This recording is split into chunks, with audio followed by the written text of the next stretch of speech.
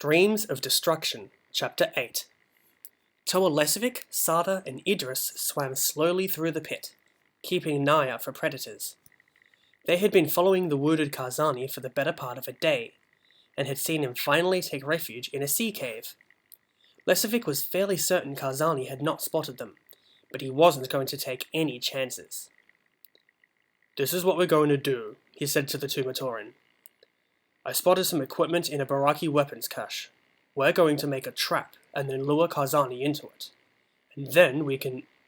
Lesovikk abruptly stopped speaking. The world around him had changed. He wasn't underwater anymore, side by side with two mutated Matoran in pursuit of a mad being.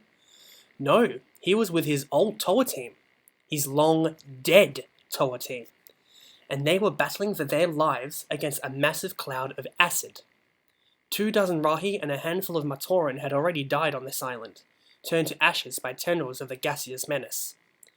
Now it was bearing down on the 8 Toa who dared to stand against it. Somewhere in the back of his mind, Lesovikk knew this had happened before. He had hesitated for the briefest of moments, and the cloud had destroyed his teammates. But here he was, and here they were, and maybe he had a second chance. He summoned his elemental power and sent a cyclone at the cloud, tearing apart its substance and scattering it to the winds. And just like that, it was over. His fellow Toa were smiling and bumping fists with him, already talking about the next adventure they would have. Grateful Matoran were pouring out of their homes to thank the heroes who had saved them all.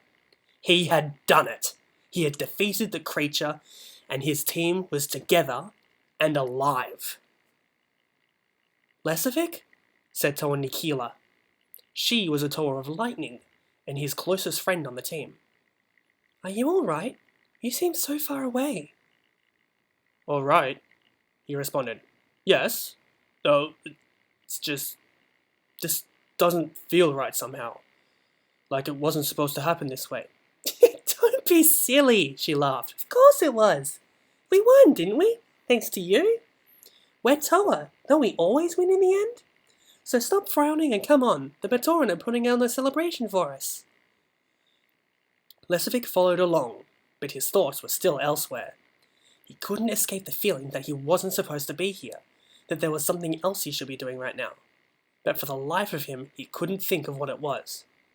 And he wasn't sure that he wanted to, because one thing he did know was that right now, this moment, he felt the happiest he had in a long, long time.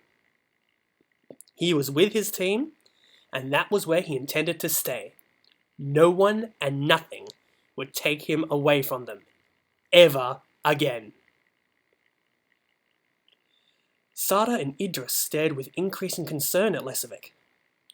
He seemed to be in a trance of some kind, and nothing they had done had been able to rouse him. It was Sarda who put their fears into words.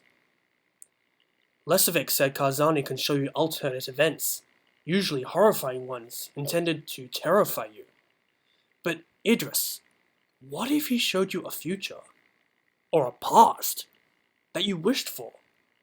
And what if you wanted it so much that you stayed trapped in that vision forever?"